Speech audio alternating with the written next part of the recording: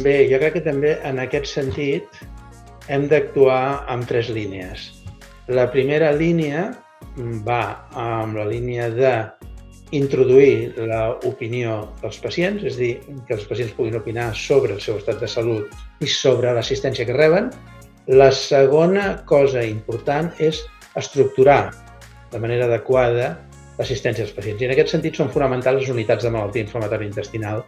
I finalment, la tercera línia és millorar la nostra capacitat d'aprendre d'uns als altres. Com sabeu, la malaltia inflamatòria és una malaltia molt heterogènia, els pacients són molt diferents, i això implica la col·laboració amb els hospitals, amb establir xarxes on mirin els resultats en salut de cada hospital, mirar qui té millors resultats i qui els té pitjors, els que té millors, digui com ho fa, i els que té pitjors, ha de mirar què és el que fa per no tenir els resultats òptims. Aquestes se'n diuen xarxes de millora cooperativa, realment han demostrat millorar la qualitat en moltes patologies cròniques i són un dels projectes que tenim ara en marxa per implementar malaltia inflamatòria perquè tots entre tots aprenem i puguem donar una millor assistència als nostres pacients.